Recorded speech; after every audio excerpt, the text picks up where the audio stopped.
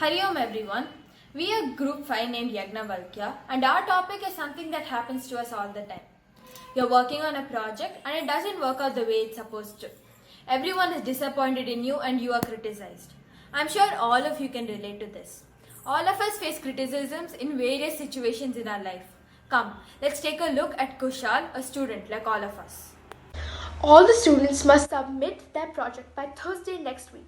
And remember, this project is important for your internal marks. This project is so easy. I can finish it like half an hour or any day. It's not like it's also interesting thing also. 3 days later. You better have completed your project for school next week. I know. Stop reminding me again and again. I'll do it later. I have already got the materials for it. It won't take much time. The night before submission. Oof.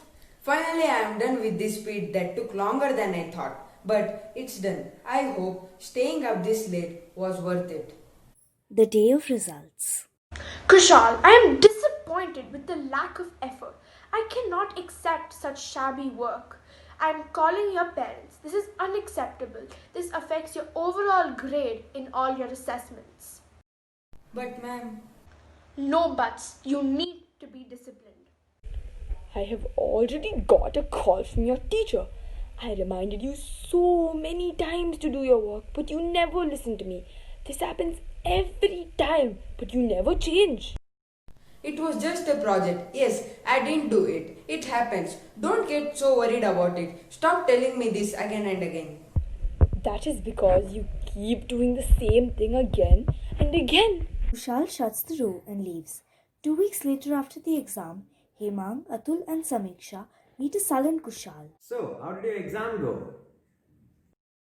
Horrible. I lost marks overall just because of that art project. You know, it's very annoying when someone is blaming you for something that's not even your fault. What happened? I messed up a project and now everyone is angry with me about it and they keep reminding me. Are you absolutely sure it wasn't any fault of yours? Apparently, I did put any effort. I put so much effort that night before. How can I say that? And that is where you went wrong. It's easier for you to blame someone else rather than to accept your own mistake. Don't start becoming a philosopher. Look at the life of Rishi Vishwamitra to realize your mistake. Who's that? Vishwamitra was one of the greatest rishis. In fact, before that, he used to be a king named Kaushika. King became Rishi. What a thing to happen. Let's continue. Kaushika had a disagreement with another Rishi, Vashisht, and so wanted to be better than him. He began doing severe penance to please Lord Shiva and became very powerful. Scared, Indra sent Menaka to distract him from his meditation. That's not like me getting everything ready for the project, but then getting distracted and do nothing. What we are trying to say. But this did not discourage Vishwamitra. He once again did survey finances for over 1,000 years and became very powerful. But wait, even I did that, despite the fact that I kept postponing it and all of that, I did stay up late in the night and complete it. Into the entire story. After he'd accumulated all of that power, a king named Trishanku came to him, who said that he wanted to go to heaven with his body.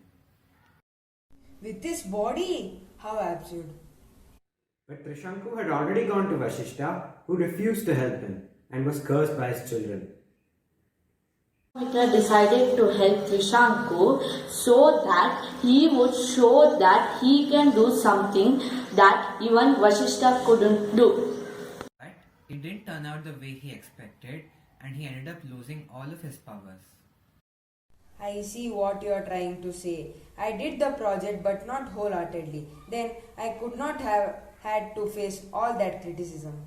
But eventually, Vishwamitra went on to become a Brahmarshi.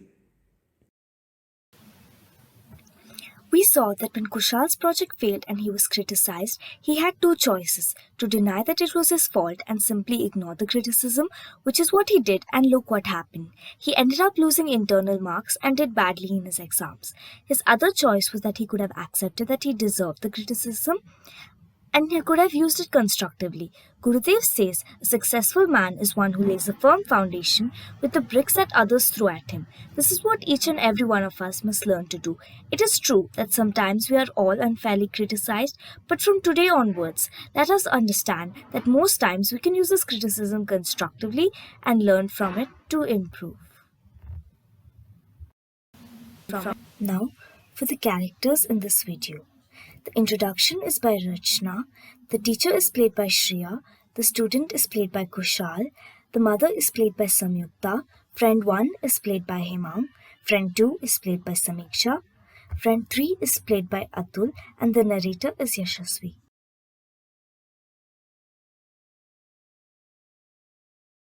Hari Om. Welcome to Bal Vihar workshop. This is Team Gargi.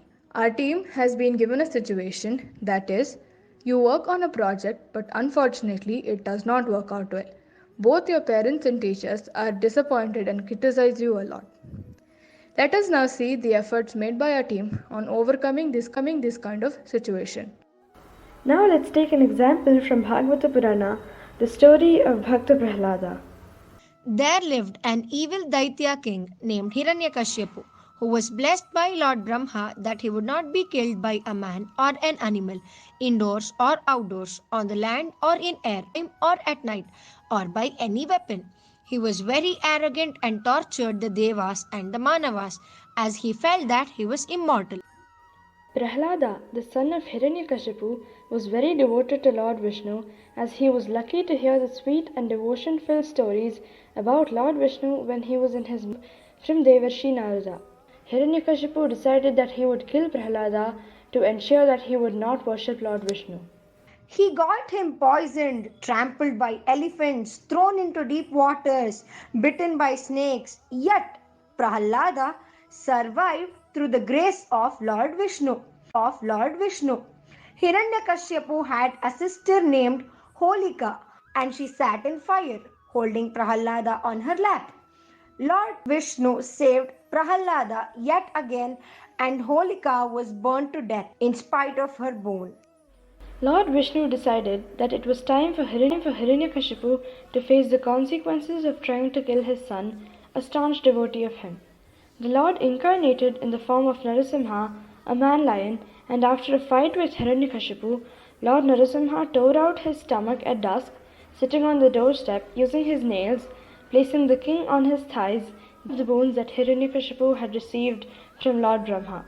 Prahlada eventually became the king, and after ruling over the Daityas for a long time, attained a place in Vaikuntha. This story teaches us a lot of moral values.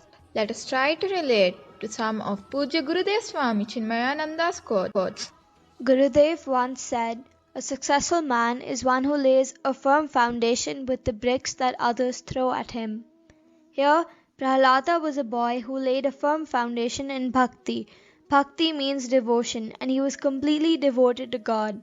He was indulged in his own ways towards the Lord and never tried to mend his ways. This reminds me of another quote. Silently hear everyone, accept what is good, reject and forget what is not. This is intelligent living. Prahlada heard everyone but did not get influenced by anything he was told. He followed his own path as far as his devotion. So now let's take the story of Ekalavya from the epic Mahabharata. Ekalavya is a boy from the Nishada tribe. One day, upon hearing about the accomplishments of Dronacharya, he sets out to persuade him to teach him archery. O Guru, I am the son of the chief of Nishada tribe in the forests of Hastinapur. Please accept me as your humble Sishya and teach me the art of archery. No, my child, I cannot teach you archery as I am committed to teach either Brahmin or Kshatriya disciples. Please find for a new guru. Wish you all the best. Once, Ekalavya was practicing archery in a forest. A dog was barking loudly from a distance. Ekalavya put the dog into silence by shooting 7 consecutive arrows into the dog's mouth, stopping it from barking. The dog happens to run away and wander near Dronacharya's ashram. Dronacharya is amazed to see arrows in the dog's mouth in a particular pattern so that the dog still lives but is unable to bark. Dronacharya and his disciples investigated as who did this to the dog and found Ekalavya did it using a fine method of archery known as Shabdavedi. Pranam Gurudeva. Pranam, your aim is incredible, my boy. Who is your guru? It's you, Gurudev. How can I be a guru if I have never taught you before? I am the boy that came to learn archery from your Gurukul. After you refused, I went back to the jungle and made a mud statue of you, and considering it to be you, I practiced in front of it. Dronacharya realized that Eklavya can pose a challenge to Arjuna in archery. Since Dronacharya wanted to keep the word he had given to Arjuna to make him the best archer, Dronacharya says, If I am your guru, then you need to give me your guru dakshina right now. I demand your right thumb. I am blessed that you have asked me for Guru Dakshina. I would never refuse anything you asked, Gurudev. So, Ekalavya knelt down on his knee and cut his right thumb with a knife. He placed it at Dronacharya's feet. An archer cannot shoot without his or her thumb. But Ekalavya did not give up. He learned how to shoot with his right thumb and became a great warrior. This story reminds us of one of Gurudev's quotes. Some act till they meet obstacles, others act in spite of obstacles and conquer them, but some act not fearing the possibility of some obstacles that might arise en route. Ekalavya, though being denied of proper teaching, overcame this obstacle by not fearing that he had no guru to teach him archery, and instead took this as an opportunity and achieved the impossible. Above stories gives us many life. Main lessons learnt with Lord's and Gurudev's blessings is that to be always on the positive side. No matter what life brings, either sorrow or joy, but to keep faith on Lord and Guru. So through this wonderful workshop, we got an amazing opportunity to know how to relate Vedantic concepts to realistic problems. We thank Chinmaya Mission Bengaluru.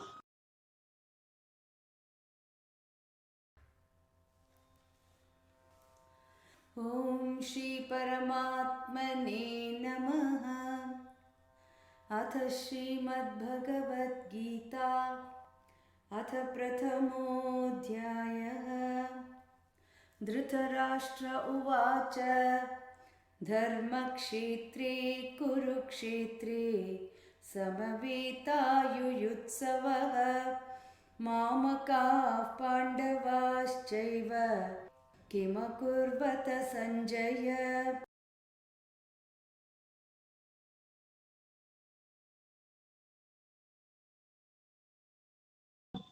Students, clap your hands for Arun as he is nominated to represent our school in the upcoming elocution competition. Arun, I need your best work. 1 week later. In my presentation, please have a check on it. Arun, what is this? Is this your presentation? I did not expect this from you. See, so many errors from your side. Your template or the background which you have taken or chosen is not at all good. I hated it. It hardly matches with your topic. And look at your grammatical and spelling errors. Oh my God. So many that is literally very irrelevant to the topic. For me, your presentation is of third class category. I seriously did not like it and I did not expect this from you. And it is all because of your carelessness and overconfidence. I had nominated you with a belief that you will create a beautiful presentation and you would win the prize. Remember, Arun, you're presenting our school. And I don't want to lose the name and the fame which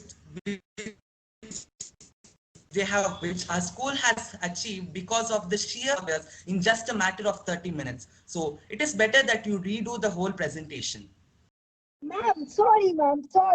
I gave my best effort.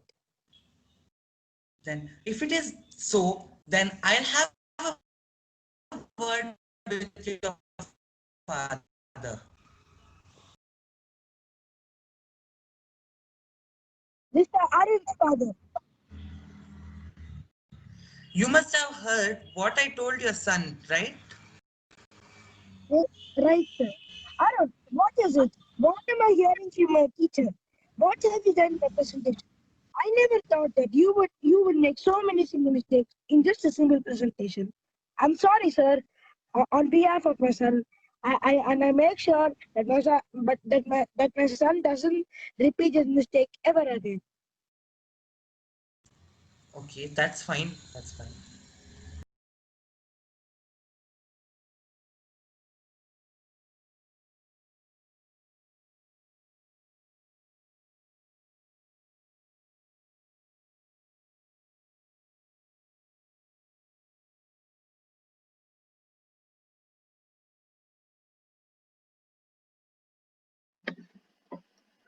Hari Om, and my name is Manav. Hari Om, my name is Gayatri. And the warrior which we have chosen from Gurudev's court is Karna. A successful man is the one who lays a firm foundation with bricks that are thrown at him. It's not always that we get success in everything that we undertake. We also face some amount of setbacks and failures in the course of our actions. During the time of our failures and setbacks, we often receive many criticisms and brickbats from the people around us and from the society at large. We must use every criticism as a stepping stone to our success and introspect as how we can use this in a positive way so that we can improve and become a better version of ourselves in the time to come. So, the lessons we learned from Karna's life. In this beautiful journey called life, there are always ups and downs that a man faces. It is very important that we should not get carried away by the success, neither get bogged down by the failures that we face in our life. We must use every single opportunity as a means of self improvement and use them to make ourselves a better individual. We must take inspiration as how he used all the criticism from the royalty to the common people as his bricks to build a strong wall that is a great archer matching Arjuna, with whom he was always compared with. We should never lose our focus from our goal and we should keep ourselves motivated in order to reach our destination or goal. No individual is perfect and hence we must always see a scope of improvement. Thank you and Hari Om. Hari Om.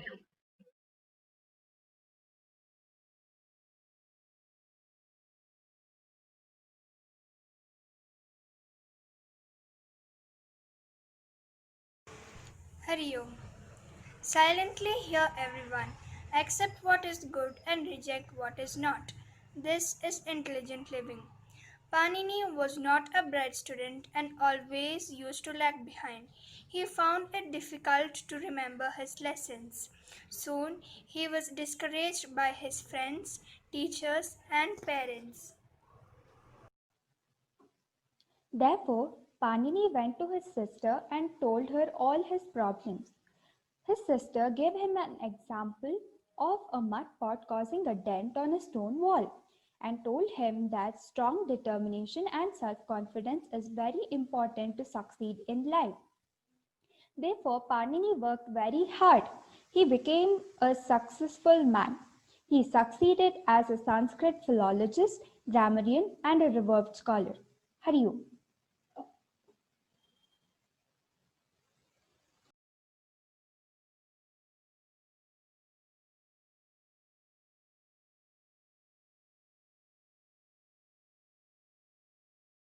Hari Om. Some act till they meet obstacles. Others act in spite of obstacles and conquer them. But some act not, fearing the conditions around them. An example is Kunti from the Mahabharata. The sage Durvasa had blessed Kunti, the daughter of King Kunti Bhoj, with a boon. He initiated her into a unique mantra through which she could invoke any divine being to provide her with a son. Kunti conceived her first son Karna through Surya, the sun god, as a virgin and had to abandon him as she feared the society. When acts out of fear or refuses to face the reality out of fear, the consequences can be unworthy. Kunti Devi was never able to own up that Karna was her child as she feared the society. If at the right time Kunti Devi would have owned up Karna, Karna would have been on the Pandavas' side and the Mahabharata wouldn't have taken place. We must never be afraid to face the reality.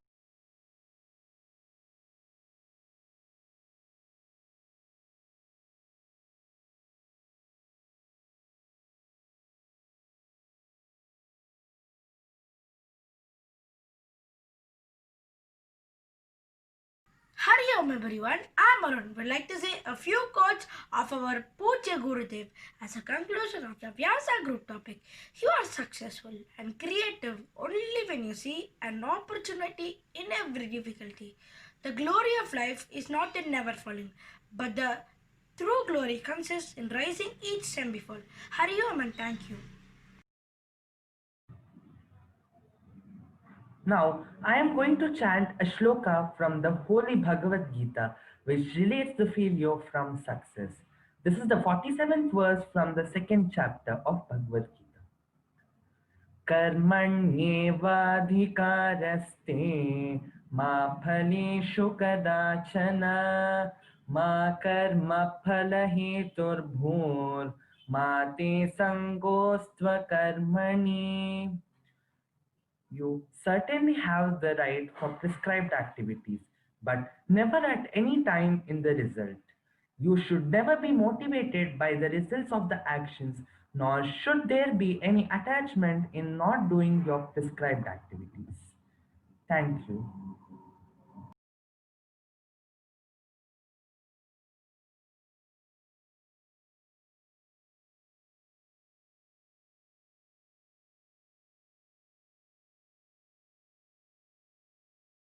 So at this stage, we'll move on to parents criticizing your project performance. So let me again tell you what the project is about. You work on a project, you get a result. Unfortunately, it's not a great result. You get criticized a lot by your teachers and your parents. And like every other topic, the tasks were to identify the principles to feel better and identify something from the Puranas or the Itihasas, a character who went through a similar situation. And as always, we have the bright light of Gurudev's quotes to guide us, right? A successful man is one who lays a firm foundation with the bricks thrown by others, thrown at him. Silently hear everyone, accept what is good, reject and forget what is not. This is intelligent living. Again, a wonderful quote. And last one, some act till they meet obstacles, some act in spite of obstacles and conquer them, but some act not, fearing the possibility of obstacles that may arise en route. Again, so much clarity, so much depth in his quotes at this point. Let me now call on Yajnavalkya group, Atul and Hemang. Hari Om. Hari Om. I don't, there you are. So can we start with the summary of your presentation? Yeah, sure. So basically in our group, for the topic that we have been given, we have taken an example of a school child whose name is Kushal, who has to submit a project, but obviously being a normal teenager, he gets distracted by various other things and eventually ends up finishing the project only on the day before the date of submission and eventually does a very shabby job of it. And so because of this, he is criticized by his teacher, his mother, and his internal marks, he does not get them because of the shabby work that he has done. And then later, eventually, due to the internal marks, he overall does badly in the exam.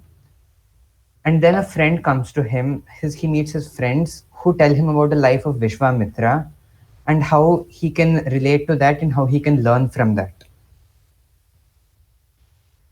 And then we conclude by saying that every time we are criticized, we have two choices: to ignore the criticism and just continue believing that the criticism was baseless, or we can use the criticism constructively to improve.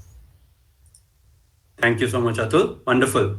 So let me move on to the questions directly. The first question was from group Atri. It says, I agree that a person can get criticized when one has made a mistake. But what about getting criticized when it's not the person's mistake? Please explain. How do you handle being unfairly criticized? It's true that sometimes in life we do get unfairly criticized, but because sometimes we are unfairly criticized, which is what we see in our conclusion, you should not believe that every time someone says anything, you're always unfairly criticized. You must first look for whether the criticism actually had a reason. If it is, you should learn from it. If not, if it is truly, absolutely, you're being unfairly criticized, then you should be able to ignore such people. Good like point. what Gurudev said, silently hear everything, accept what is good and reject what is bad.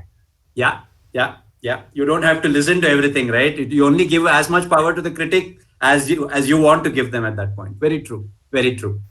Group Vyasa says it has been shown that the result was disappointing because of not putting efforts. I think that's what you focused on, right? So what does it mean that if best efforts are put? Oh, so does it mean that if best efforts are put, the results will always be good? Sometimes, in spite of putting our best efforts, the results are not very good, right? It's true that sometimes we do put our best efforts, but the result doesn't come out the way we want. But there's a quote, another quote by Gurudev. He says, "Do your best and leave the rest." So we always must do the best we can and leave the rest. That is not in our hands. We just need to know that what we have done is the best we have done. Very true. Very true. Hemang, you want to add anything to that? Yes, there's the only thing we can do is our duty. And even in Bhagavad Gita, Lord Krishna says, do just your duty and leave the fruits to the Lord. True. True. So brickbats or bouquets, we don't care. We simply do our best and the results just whatever they turn out to be. But you know what? It's easy to say that, but it's very, very hard, right? When you are being criticized, you do respond. And many times it's negative response, very aggressive response. So my question to you is very simple. Can you identify some techniques that can be used for all of us? What techniques can we adopt to avoid responding negatively to criticism? I think the main reason why we respond unfairly to criticism is because we haven't had time to think about it. So I think we can use various techniques such as meditation and others to calm our mind so that when we are criticized, we don't react immediately, but we think about it. And then later we react based on after thinking about all of it and decide whether it was unfair or just criticism. That's wonderful. We need to look at it from a critic's point of view. So we can again look at our own performance in a very critical way, as like assuming if we were seeing somebody else's performance. So that way we can see the critic's point of view. Why are they criticizing us? What was the thing that was missing in my performance? And that way we can then improve. It's like self-improvement. So before just acting rashly, we should look at our own performance first. Words beyond your years in terms of the wisdom. Wonderful. Wonderful. Pausing, I think that's one of the important steps, right? Just take a chill pill, right? Kind of take a break. Do not immediately respond to the criticism. That's what you said. And then thinking through it, right? Seeing the opportunity to whether, was that making sense? When you look at it objectively, do I agree with what the critic is saying? Both points, very, very valid points. Thank you so much. We will move on to the next group. I'm going to speed it along a little bit. I think the time is going really long for this. So I'm going to keep the questions down to about 3 questions per group going forward. I call upon Gargi group, Sri Raksha and Samanvita. Hari Om. Hari Om. Hari Om. Can you please summarize your presentation? So our group made a video on how to overcome the situation of not doing the project well and being criticized. We took the example of Prahalada and Ekalavya. Prahalada, though he was physically tortured, he survived through his total surrenderance to God. And Ekalavya, he did not have a proper teacher. He worked very hard and achieved whatever he wanted all by himself. So we also took some Gurudev's quote to explain the viewers in a better manner. So the outcome is that we gave them two situations. One is of which is devotion, and the other is working hard and not giving up. I see. I see. Thank you so much, Diraksha. That was nicely summarized. In fact, I really like the way you guys had put all the, you had found different slides on Prahlada, Narasimha, Hiranyakashipu, Ekalavya. Very nicely done. Excellent. And in fact, the feedback from some of the other groups was also very positive. He said, some group Sandipani tells you, we liked the way the presentation has been made. The story depiction was very good. And group Markandeya, no questions. But the PPT was very well done by the team. But of course, when you have 15 groups, group Agastya asks you, please give us some real life situations. I think they saw that you were talking about Prahlada and Ekalavya, but they wanted some real life kind of situations as well. Any thoughts on that?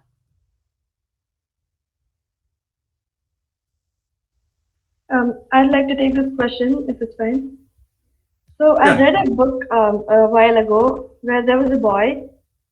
This was just part of the book. There was a boy who worked in a circus, and his friend had gone sick. So he had to take care of his friend's pet. And after his friend again came back to normal, his friend was jealous that he was taking care of his pet so well, and told, you don't have to do it anymore, I can do it all by myself.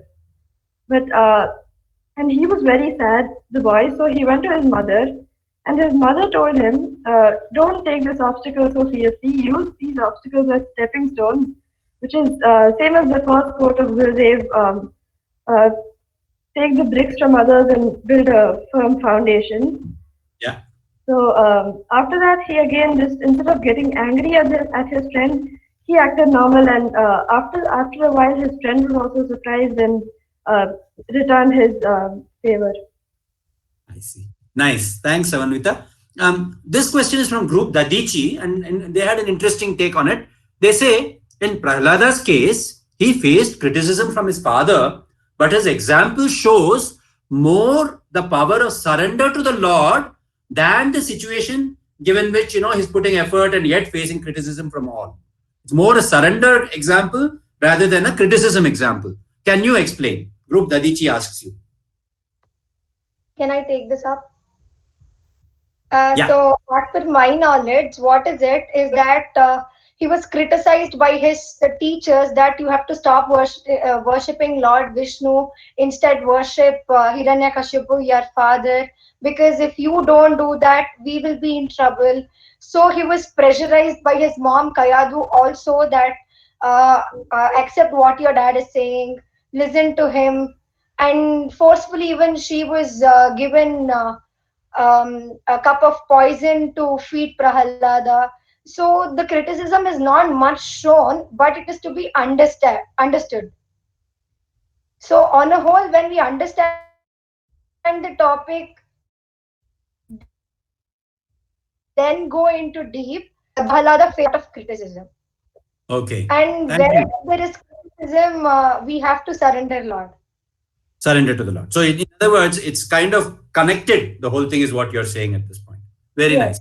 Can you just very briefly, talk about silently hear everyone and accept what is good and reject and forget what is not? What does that mean to you from a personal point of view?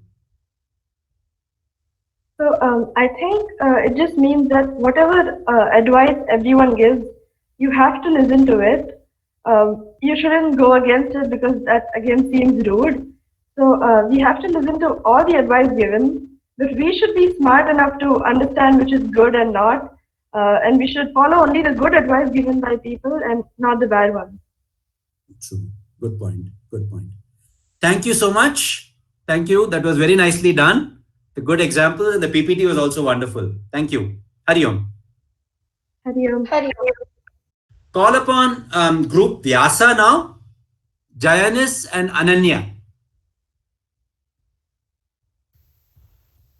Hari Om, sir. Hari Om. Hari Om, sir.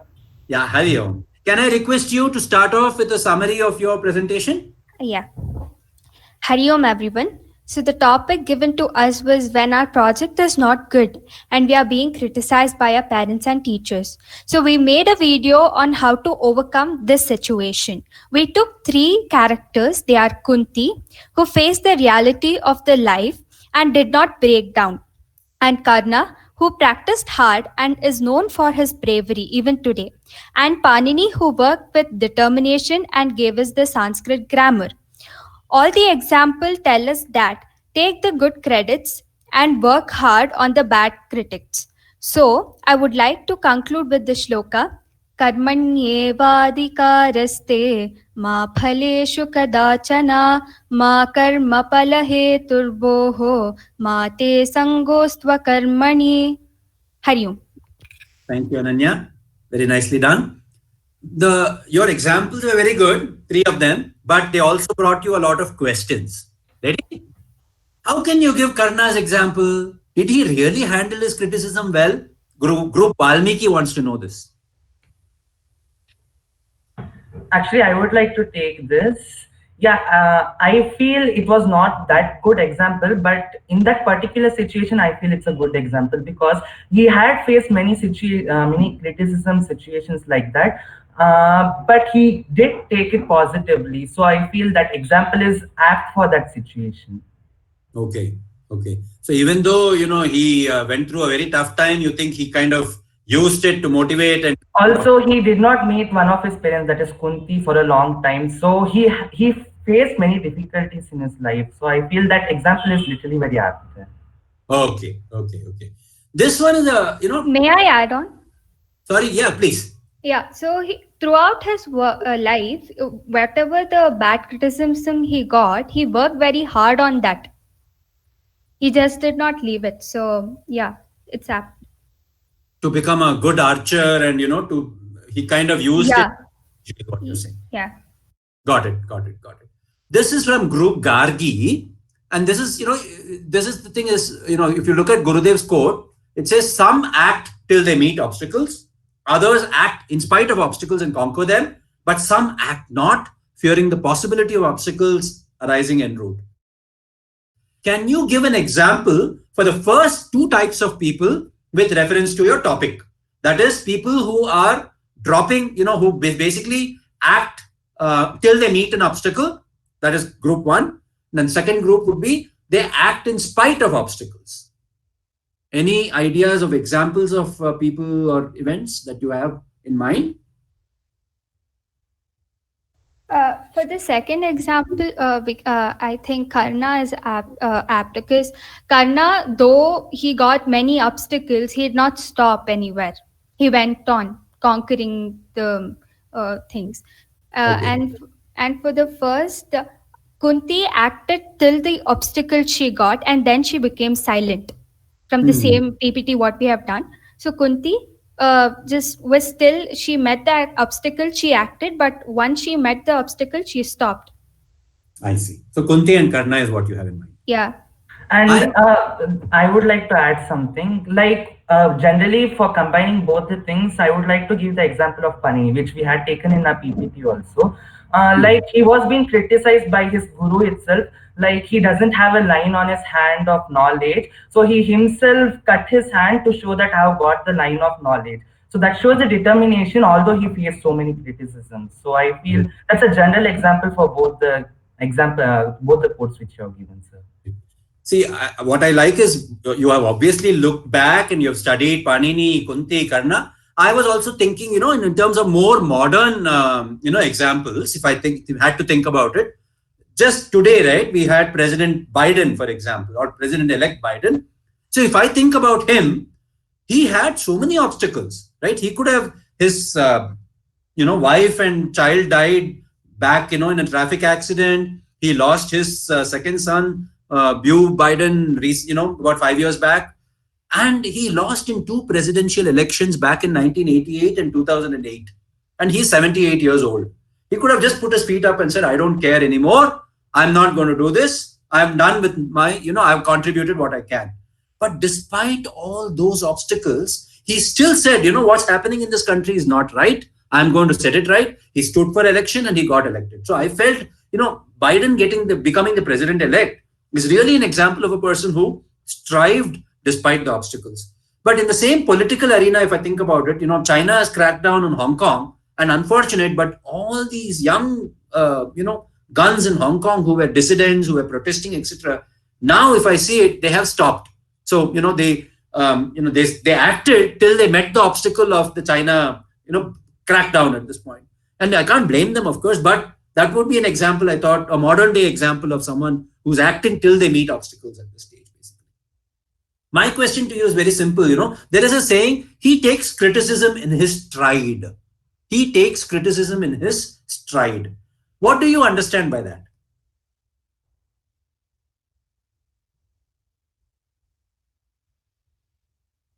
What is taking criticism in your stride?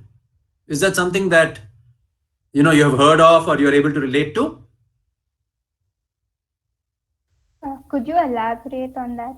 So what I thought was, when you say stride, right? When you say someone is striding, there's a picture of a person walking, right? When you're walking, typically there is a goal and you're walking towards that goal, right? Now on this path towards that goal, you face different problems, right? You face criticism, you face different obstacles.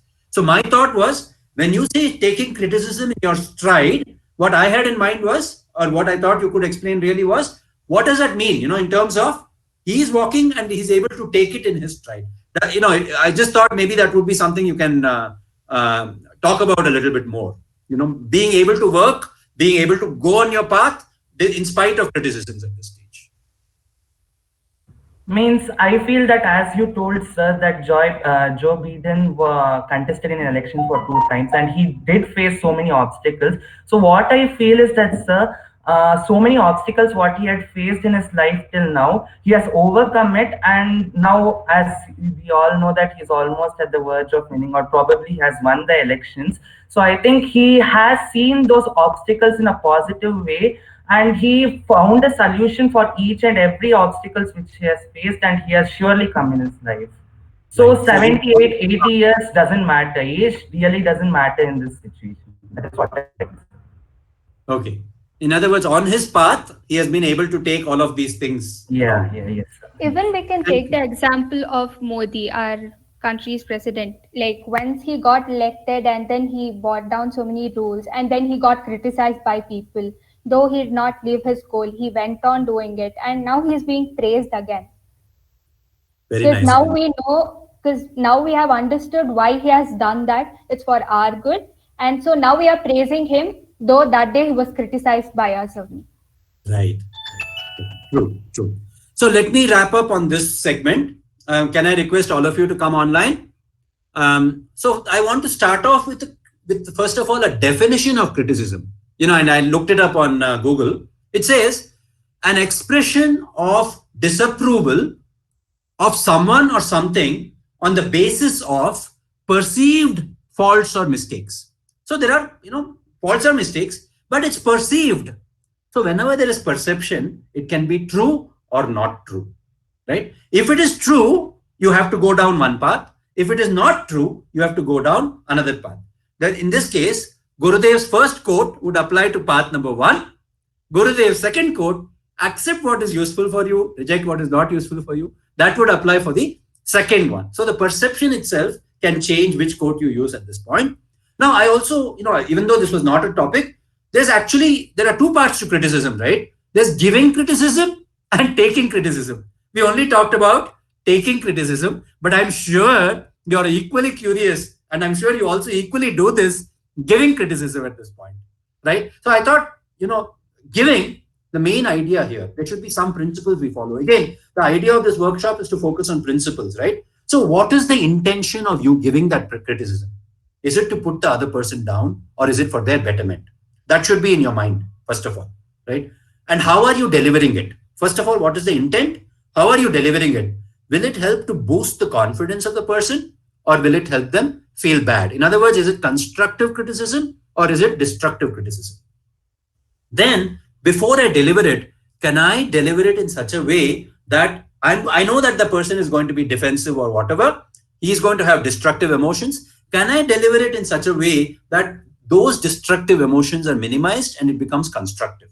And finally, am I giving them specific data, right? Enough specific things to actually improve, or is it too broad?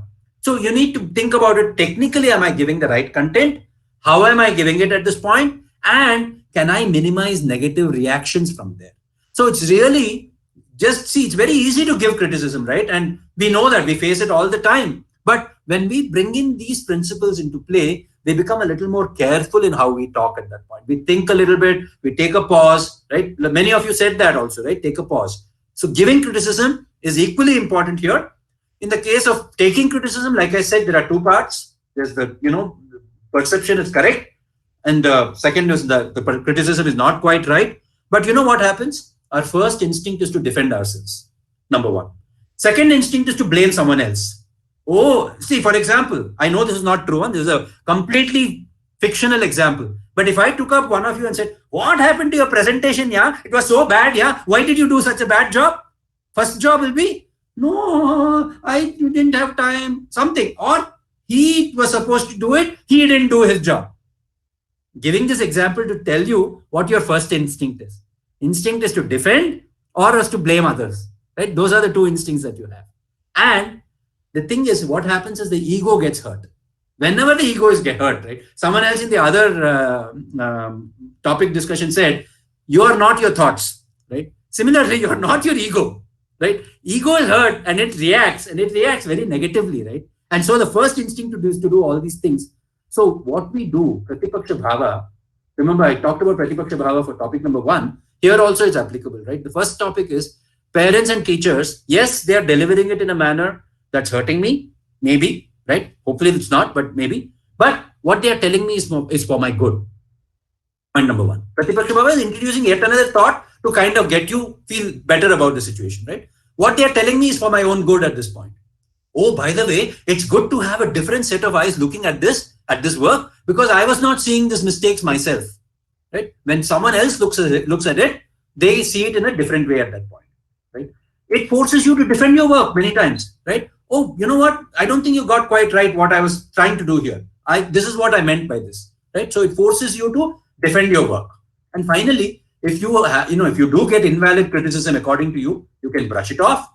And if people are making you feel very insecure, right? Sometimes there are people who criticize you no matter what. You would have tried your best, you would have done everything, still there is criticism. And when such people are there, you can avoid them. If it doesn't help you to, if it doesn't help you go up, you can avoid such cases at that point, right? And last but not least, I tell you one very useful tip to keep is, where your instinct is to defend, is to strike out in anger, etc., just change it to gratitude. They care enough about me to tell me something. I'm thankful for that. Right? Just that, see, it's better than someone just, who cares, man? He's not a useless fellow. I'm just going to not tell him anything. Right? At least someone has taken the trouble of looking at it with different eyes. They may be right or they may be wrong. That doesn't matter. They have expressed an opinion about your work. Just the fact that they care enough to express that opinion, I'm thankful for that. These ideas, these principles will help you quite a bit in dealing with criticism as well. Okay, so let's close here on this topic. Thank you very much.